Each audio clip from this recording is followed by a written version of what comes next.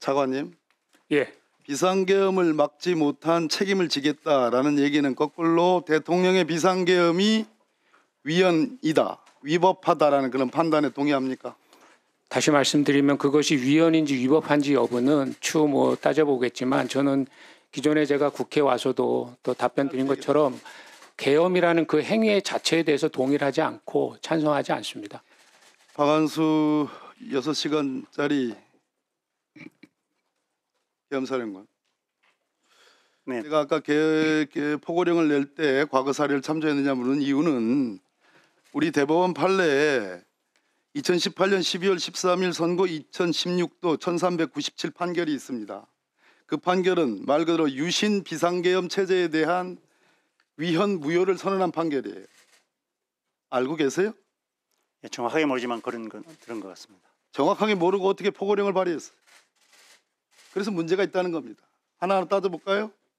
헌법 77조 3항에 보면 비상계엄에 대해서 정부와 법원의 권한에 대해서 특별한 조치를 취할 수 있다 이렇게 되어 있습니다.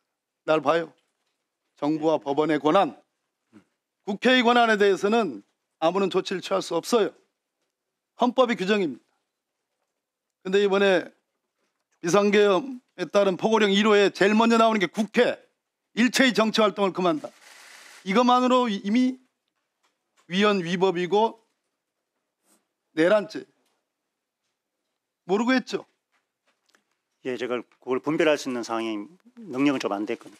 능력이 안 됐다. 능력이 안 됐는데 국회를 상대로, 국민을 상대로 무장한 군대를 들여보낸다? 몰랐단 얘기예요.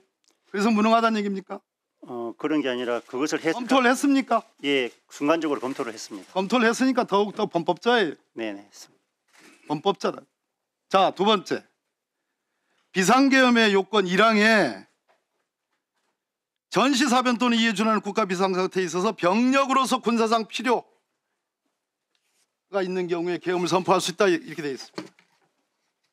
군사상 필요에 대한 아까 말한 대법원 판례가 뭐라고 설치했느냐?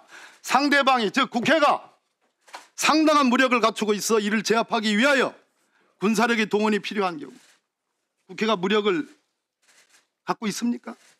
무장을 하고 있습니까? 국회의원들이 상당한 무력을 갖고 있어요? 우리 대법원 판례가 설치한 군사상 필요에 대한 설치 내용입니다. 우리 국회의원들이 총을 차고 있어요. 칼을 차고 있어요. 이것만으로도 위헌 위법이다. 이 비상계엄은 내란이라는 말이에요. 할 수가 없는 국회의 권한에 대해서 조치를 하고 포고령에 두 번째 군사상 필요에 의해서만 비상계엄을 할 수 있는데 군사상 필요라 하면 상대방이 즉 국회 혹은 국회의원이 무력을 갖고 있어서 군대를 파견하지 않으면 제압하기 어려운 경우를 말하는 거예요. 우리는 권총을 갖고 있지 않습니다. 칼을 갖고 있지 않아요. 세 번째, 우리 박한수 6시간짜리 계엄사령관이 얘기한 포고령 6호에 포고령 말미에 계엄법 구조에 의하여 영장 없이 체포구금 압수수색할 수 있다. 그렇지 이런 경우 계엄법 14조에 의하여 처단한다. 소위 영장주의 예외를 넣었죠? 예, 들어가 있습니다. 이 말이 무슨 말인지 알아요?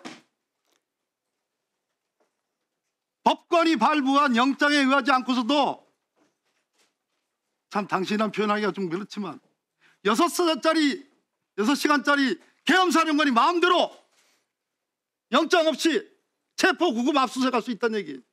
이런 경우에라도 과거에 유신계엄 때 대법원은 뭐라고 그랬냐?